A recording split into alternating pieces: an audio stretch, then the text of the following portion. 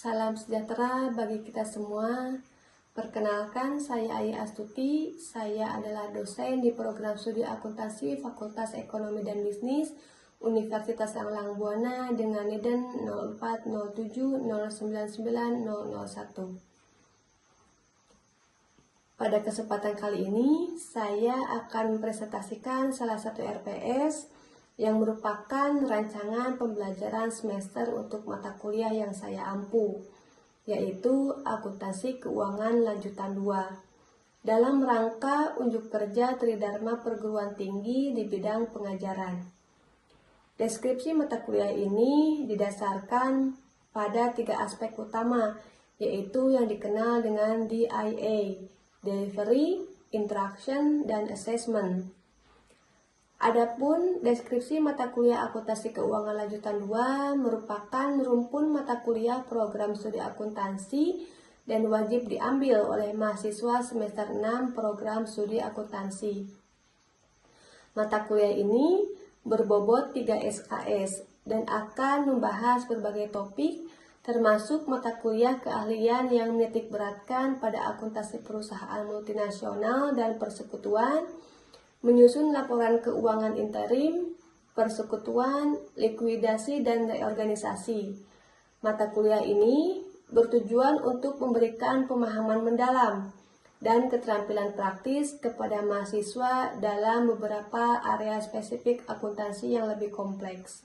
Adapun capaian pembelajaran.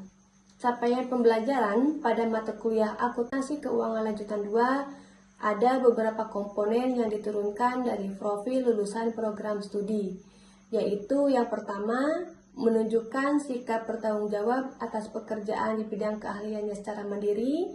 Yang kedua, menginternalisasi semangat kemandirian, kejuangan, dan kewirausahaan. Yang ketiga, mengimplementasikan konsep teoritis secara mendalam tentang perencanaan, prosedur, standar akuntansi keuangan, kerangka penyusunan laporan keuangan, prinsip-prinsip akuntansi, pengungkapan elemen-elemen dalam laporan keuangan, penghitungan dan pengendalian biaya produk dan jasa, penganggaran, akuntansi, manajemen secara umum, sistem informasi akuntansi, pelaporan audit, informasi akuntansi dan keuangan untuk pengambilan keputusan dan akuntansi sektor publik. Yang keempat, mampu mengambil keputusan secara tepat dalam konteks penyelesaian masalah di bidang keahliannya berdasarkan hasil analisis informasi dan data. Yang kelima, mampu menerapkan konsep dan teori ilmu perpustakaan dan informasi. Adapun capaian pembelajaran mata kuliah atau yang dikenal dengan CPMK. Capaian pembelajaran mata kuliah atau CPMK untuk mata kuliah ini adalah yang pertama, mampu menyusun laporan keuangan interim dan pelaporan segmen pada perusahaan multinasional, persekutuan, dan likuidasi. Yang kedua, mampu menjelaskan definisi instrumen derivatif dan aplikasinya dalam mengurangi resiko. Yang ketiga, mampu menguasai konsep perkembangan media informasi yang memberikan pemahaman tentang perkembangan media informasi yang menjadi koleksi di perpustakaan. Yang keempat, mampu menjelaskan hedge accounting dan pencatatan akuntansinya. Yang kelima, mampu mencatat transaksi instrumen derivatif dari awal sampai penyelesaian transaksi. Yang keenam, mampu menjelaskan konsep mata uang asing dalam transaksi internasional dan pencatatan dalam transaksi mata uang asing dalam akuntansi. Yang ketujuh, mampu menyusun laporan keuangan dengan mata uang asing. Yang kedelapan, mampu menyusun laporan keuangan dengan metode translation. Yang kesembilan, mampu menyusun laporan keuangan dengan metode remeasurement. Yang kesepuluh, mampu menjelaskan bentuk usaha partnership mulai dari pembentukan sampai pembubaran serta pencatatan akuntansinya. Yang ke-11, mampu menjelaskan pencatatan akuntansi dari berbagai kegiatan partnership. Yang ke-12, mampu menjelaskan pencatatan akuntansi untuk pembubaran firma. Untuk selanjutnya, materi pembelajaran, model pembelajaran, dan tujuan pembelajaran. Yang pertama, materi. Materi atau topik yang dibahas dalam mata kuliah ini meliputi yang pertama, definisi instrumen derivatif dan aplikasinya dalam mengurangi resiko. Yang kedua, hedge accounting dan pencatatan akuntansinya. Yang ketiga, transaksi instrumen derivatif. Yang keempat, konsep mata uang asing dalam transaksi internasional dan pencatatan dalam transaksi mata uang asing dalam akuntansi. Yang kelima, menyusun laporan keuangan dengan mata uang asing. Yang keenam, menyusun laporan keuangan dengan metode translation. Yang ketujuh, menyusun laporan keuangan dengan metode remeasurement. Yang kedelapan, bentuk usaha partnership. Yang kesembilan, pencatatan akuntansi dari berbagai kegiatan partnership. Yang kesepuluh, pencatatan akuntansi untuk pembubaran firma. Poin kedua yaitu adalah model pembelajaran. Model pembelajaran yang ditekankan pada Problem Based Learning atau PBL yang bertujuan untuk membuat mahasiswa lebih aktif, peka, dan mampu menganalisis permasalahan dalam konteks akuntansi keuangan lanjutan 2. Adapun tujuan pembelajarannya, tujuan pembelajaran mata kuliah ini mencakup pengembangan kemampuan analitis, keterlibatan aktif, pemahaman isu-isu terkini, kemampuan merencanakan dan menerapkan solusi, serta keterampilan komunikasi yang diperlukan untuk menjadi profesional akuntansi yang kompeten. Untuk selanjutnya ada tugas dan penilaian. Di dalam tugas dan penilaian dalam mata kuliah ini mencakup berbagai jenis tugas dan metode evaluasi yang dirancang untuk memastikan mahasiswa memahami materi secara mendalam dan mampu menerapkannya dalam situasi nyata. Yang pertama adalah tugas terstruktur. Di dalamnya termasuk tugas kelompok dan tugas individu. Nah, di dalam tugas kelompok, mahasiswa akan bekerja dalam kelompok untuk mempersiapkan dan mempresentasikan materi tertentu. Di dalam tugas individu, mahasiswa diharapkan untuk menyelesaikan latihan soal secara mandiri, melakukan review jurnal, serta mengikuti prosedur proses yang menerapkan prinsip-prinsip tata kelola perusahaan yang baik atau good corporate governance. Yang kedua, penilaian. Kehadiran dan keaktifan merupakan penilaian serta partisipasi aktif selama diskusi dalam kegiatan perkuliahan. Di dalamnya terdapat tugas presentasi, UTS, dan UAS. Tugas dan presentasi, evaluasi dilakukan terhadap kualitas dan penyampaian tugas, baik individu maupun kelompok. Untuk ujian tengah semester atau UTS, penilaian terhadap pemahaman materi yang telah diajarkan pada paruh pertama semester. Untuk ujian akhir semester atau UAS, penilaian akhir terhadap perkuliahan keseluruhan materi yang telah diajarkan selama semester. Kemudian, interaksi dan media pembelajaran. Proses interaksi dengan mahasiswa dalam mata kuliah akuntansi keuangan lanjutan 2 dilakukan dengan cara yang pertama interaksi tatap muka. Kelas tatap muka untuk kuliah dan diskusi langsung. Yang kedua, platform sinkronus. Penggunaan Zoom Meeting untuk perkuliahan online secara langsung. Google Classroom digunakan untuk mengatur materi, tugas, dan pengumuman. Yang ketiga, platform asinkronus. Google Classroom sebagai repositori materi perkuliahan, WA Group untuk komunikasi cepat dan pengumuman. Yang keempat, kombinasi pembelajaran sinkronus dan asinkronus. Kombinasi antara perkuliahan tatap muka dan online memberikan fleksibilitas. Google Classroom dan WA Group memastikan akses terhadap semua materi dan informasi perkuliahan. Mengacu pada mata kuliah akuntansi keuangan lanjutan 2, penyusunan rancangan pembelajaran semester atau RPS bertujuan untuk menjadi langkah penting dalam mencapai visi program studi kami. Kami berkomitmen untuk menghasilkan lulusan yang berkualitas dalam bidang akuntansi keuangan, terutama dalam penerapan praktik pelestarian aset dan informasi keuangan perusahaan. Dengan menyusun RPS yang komprehensif, kami memastikan bahwa mahasiswa mendapatkan pemahaman yang mendalam tentang konsep-konsep penting dalam akuntansi keuangan, termasuk penanganan perusahaan multinasional, persekutuan, likuidasi, reorganisasi, dan penyusunan laporan keuangan interim. Dengan demikian, mahasiswa diharapkan memberikan atau mampu mengaplikasikan pengetahuan dan keterampilan yang mereka peroleh dalam mata kuliah ini dalam praktek nyata sebagai profesional akuntansi yang berkualitas dan kompeten. Seluruh komponen yang terdapat dalam RPS juga dipaparkan kepada mahasiswa pada awal perkuliahan. Ketika kami membuat kontrak kuliah bersama, hal ini bertujuan untuk memastikan pemahaman yang sama antara dosen dan mahasiswa mengenai rencana pembelajaran yang akan dijalani selama semester berlangsung. Selanjutnya, saya akan menampilkan video perkuliahan yang telah saya rekam untuk mata kuliah akuntansi keuangan lanjutan 2. Video ini merupakan materi pertemuan ke-10 yang membahas penambahan dan penarikan modal anggota serta pembagian laba rugi partnership yang disampaikan pada tanggal 20 Mei 2024.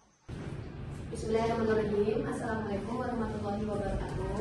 Waalaikumsalam warahmatullahi wabarakatuh. Selamat pagi, sampai ketemu kembali. Untuk di pertemuan 10 kita akan membahas tentang pencatatan akuntansi dalam partnership, penambahan modal dan penarikan modal. Sebelumnya kita sudah membahas di pertemuan 9 ya. Pertemuan 9 juga sama seperti partnership. Di pertemuan 10 di dalam partnership ada pun tujuan pembelajarannya. Nah, yang pertama adalah memahami konsep penambahan modal dalam partnership. Yang pertama adalah kita harus memahami bagaimana dan prosedur mekanismenya secara baik dalam hal penambahan modal ataupun dalam anggota partnership itu sendiri. Kemudian yang kedua, bagaimana sih dampak dalam penambahan modal itu sendiri? Apakah sendiri? Kemudian yang ketiga, kita harus mampu bagaimana sih dalam mencatatkan transaksi keuangan dalam penarikan modal, baik itu penarikan ataupun penambahannya. Berarti kita harus bisa bagaimana cara mempraktikkan pencatatan jurnal keuangan tersebut di dalam partnership. Kemudian analisis dampak terhadap posisi keuangan partnership. Nah, maksud di dalam analisis tersebut berarti kita juga harus mengetahui bagaimana dalam kasnya, neracanya, laba ruginya, baik itu dalam hal penambahan dan penarikan modal. Apakah itu mempengaruhi tidak dalam transaksi laporan keuangan partnership? Kemudian yang ketiga, kita harus mampu bagaimana sih dalam mencatatkan transaksi keuangan dalam penarikan modal, baik itu penarikan ataupun penambahannya. Berarti kita harus bisa bagaimana cara mempraktikkan pencatatan jurnal keuangan tersebut di dalam partnership. Kemudian analisis dampak terhadap posisi keuangan partnership. Nah, maksud di dalam analisis tersebut berarti kita juga harus mengetahui bagaimana dalam kasnya, neracanya, laba ruginya, baik itu dalam hal penambahan dan penarikan modal. Apakah itu mempengaruhi tidak dalam transaksi laporan keuangan partnership? Kemudian yang kelima, mengembangkan keterampilan dalam pelaporan keuangan partnership. Nah, maksud dalam keterampilan tersebut adalah bagaimana kita menyusun laporan keuangan partnership itu sendiri, gitu ya, dan mencerminkan transaksi penambahan ataupun penarikan dalam laporan keuangan itu secara betul, benar, dan sesuai dengan bukti yang ada. Kemudian kita menjaga juga keakuratan dan integritas terhadap keuangan dalam laporan partnership itu sendiri. Nah, di sini untuk LPS-nya juga ada. Mahasiswa harus bisa mengidentifikasi, memaparkan bagaimana materi tentang partnership itu sendiri. kemudian kita diskusi, kemudian dalam hal materi pembelajaran kita juga mempelajari tentang penambahan modal dan penarikan modal itu sendiri gitu ya, dan bagaimana pembagian dalam hal laba ruginya. Oke, di sini apa itu partnership?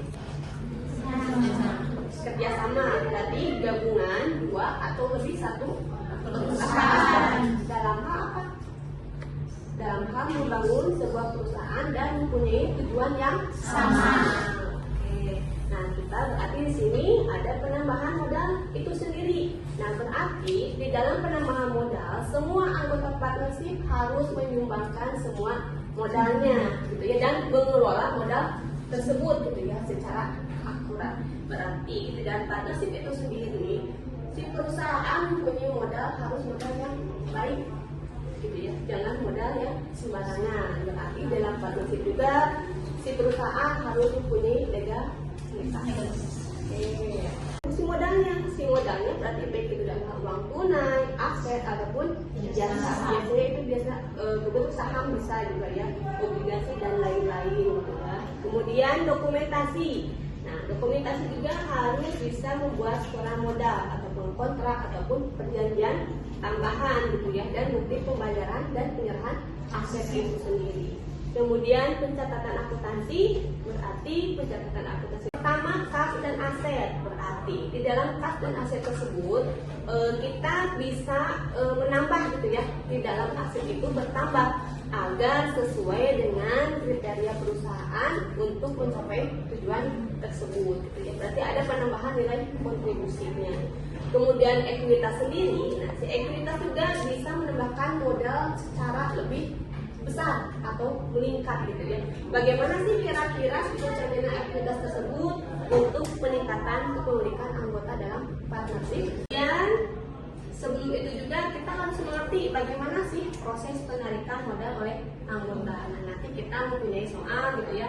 Saya punya soal untuk dikerjakan bagaimana cara penambahan dan penarikan di dalam partnership itu sendiri. Yang pertama sama, kita harus mempunyai kesepakatan dalam mitra.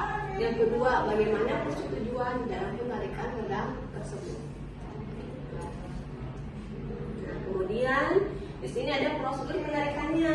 Nah, berarti pun teknik koran juga bisa ya, kalau bisa melalui transfer. Berarti sesudah itu si akuntan harus bisa melakukan pencatatan akuntansi jurnal apa yang termasuk di dalam penarikan itu sendiri. Contohnya kalau misal ada penarikan modal di kas 80 juta nih, jurnalnya seperti apa? Yuk, posisi jurnalnya.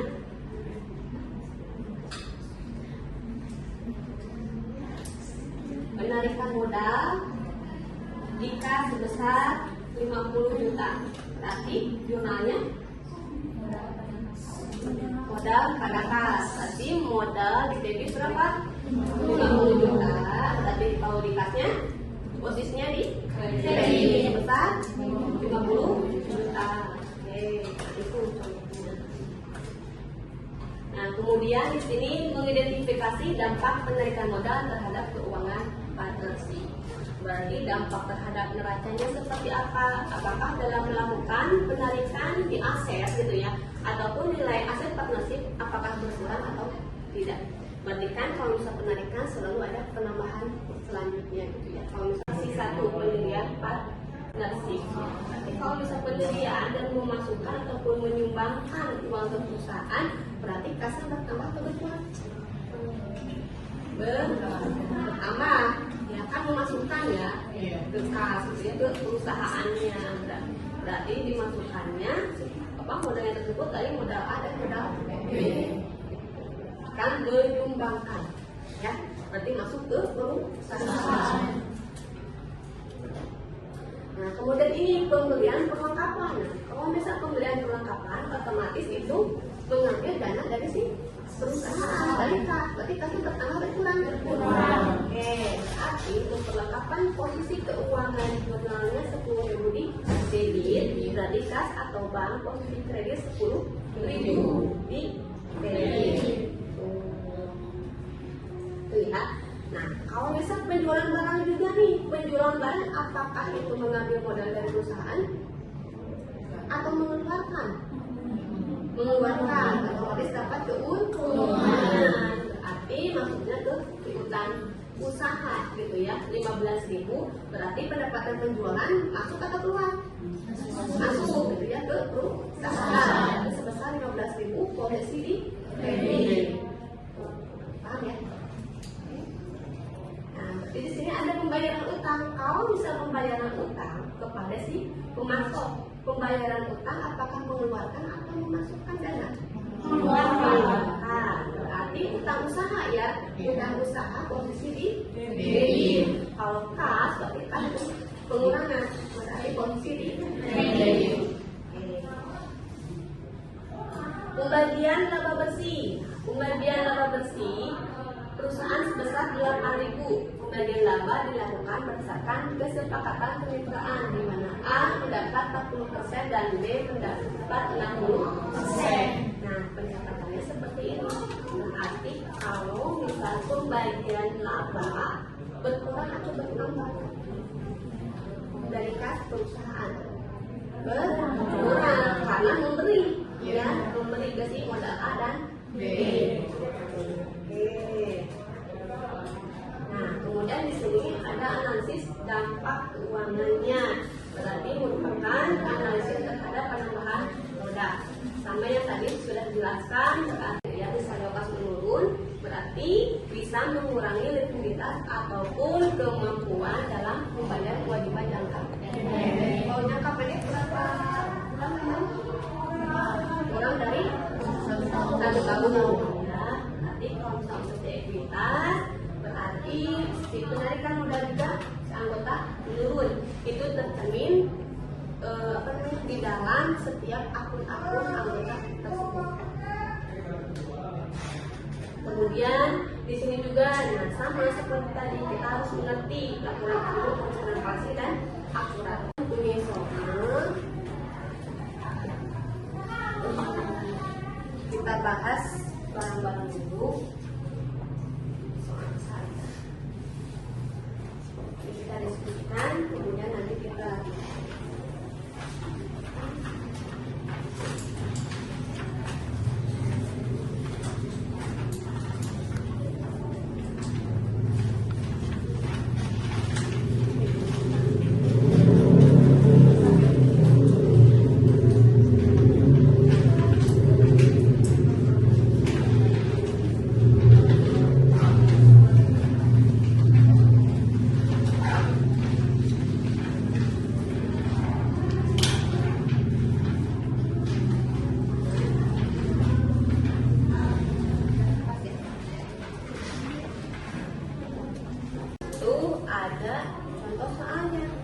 di mana sebuah partnership terdiri dari 2 anggota, Budi dan Andi.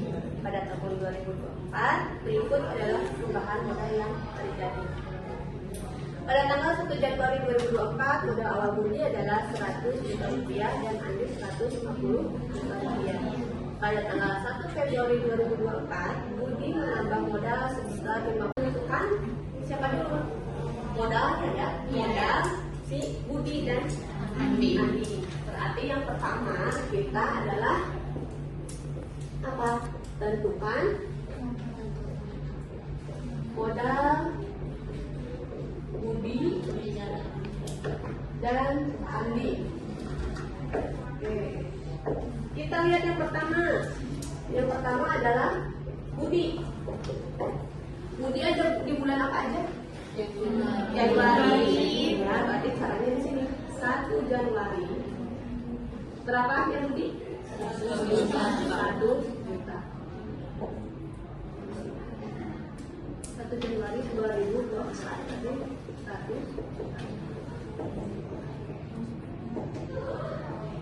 Kemudian yang Februari ada berapa? 1 Februari 50 juta. 50 juta ya. Totalkan di sini berapa? 150 juta. Ada lagi yang bulan April ya. 1 April 1 April berapa? 40 juta. 40 juta. Total kan di sini berapa? 190 juta. Oke, kan ya. Berarti kemudian sekarang Andi. Andi bulan apa? Januari. Berarti di sini 1 Januari 2024 berapa? 150 juta.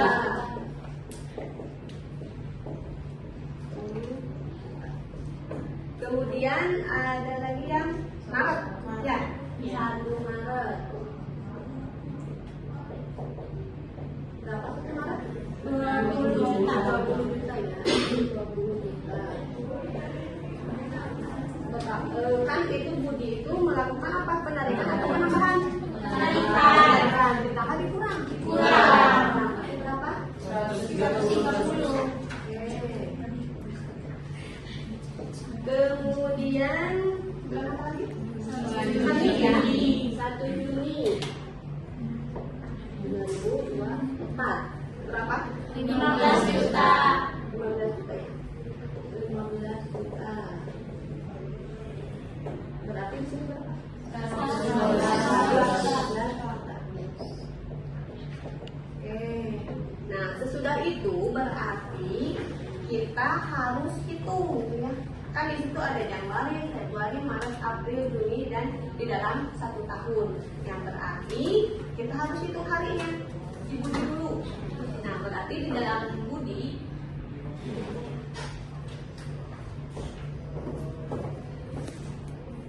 ini ya, lamanya hari.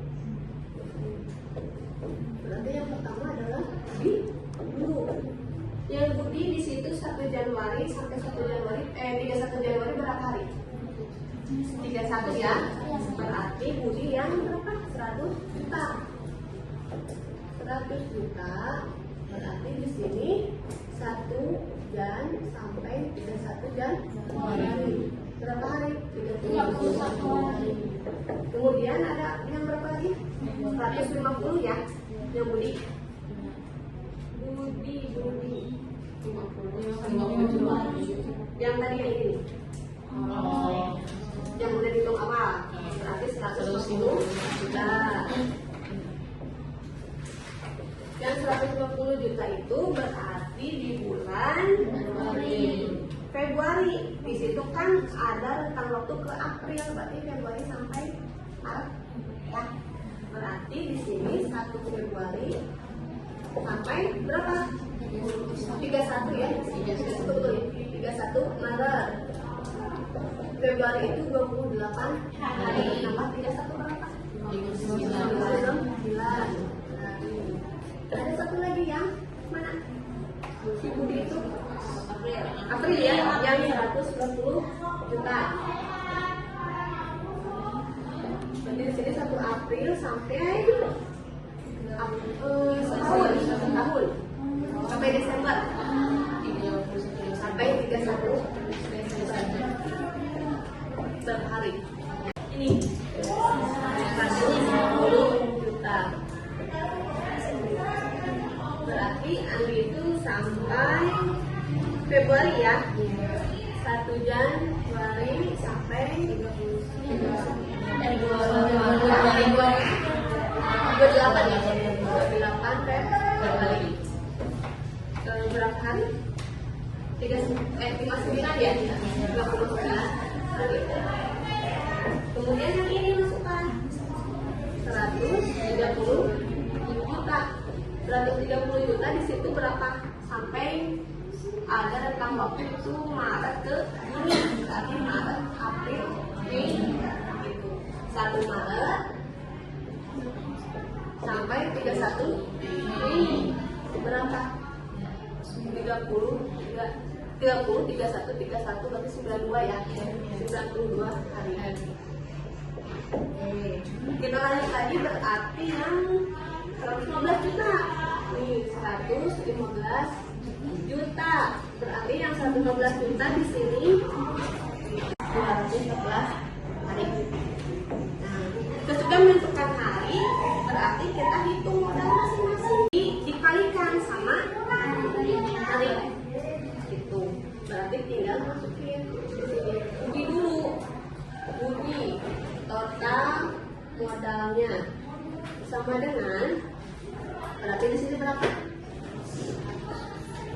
100 juta dikali berapa hari? Ini 31 hari. Berarti selanjutnya kita apa di sini? Apa? 100.000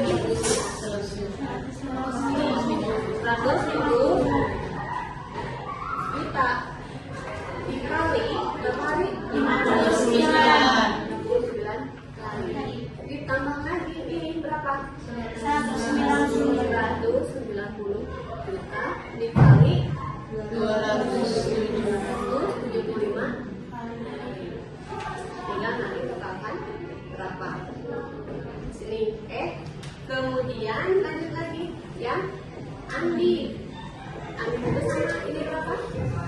100.000. Berarti total modal ya, total modal Andi berarti 150 juta dikali 59 hari ditambah ke ini 130 juta dikali 92 hari ditambah ini berapa? 115 juta dikali 214 hari. Tinggal di sini totalkan berapa? Oke, berarti setelah itu kita lihat lagi itu modal rata-rata masing-masing. Berarti di sini itu rata-rata modal berarti dalam 1 tahun. Berarti total ini, misal ini dianggap A ya, ini misal B. Berarti di sini Budi A dibagi 1 tahun 365 ya hari. Berarti di sini berapa? Kemudian yang Andi berapa? B ya, B dibagi 365 hari. Totalnya berapa? Oke. Nah, setelah itu simpulkannya berarti belajar analisis. Ini kesimpulannya seperti apa? Kesimpulan hasilnya dari sini dan sini. Oke, paham? Oke, boleh silakan kerjakan soalnya untuk yang latihan nomor 1. Ya, terima kasih. Silakan kerjakan. Itu rata-rata modal dari kesingan tahun ini.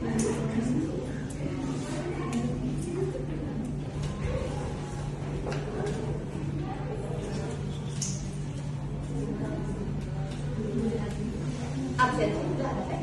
Sudah. Kita sekarang absen ya. Anu ada.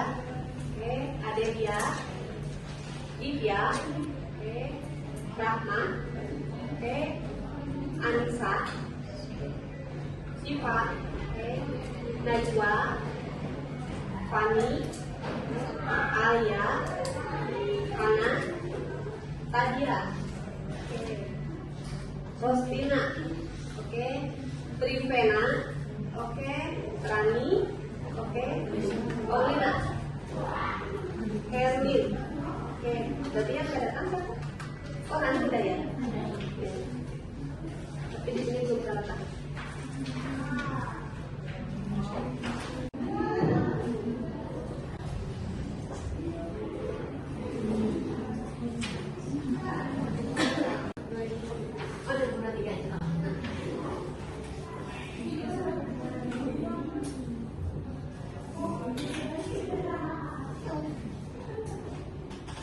Demikian pernyataan diri dosen dalam unjuk kerja Tridharma Perguruan Tinggi PDD UKTPT dalam bidang pengajaran dari saya.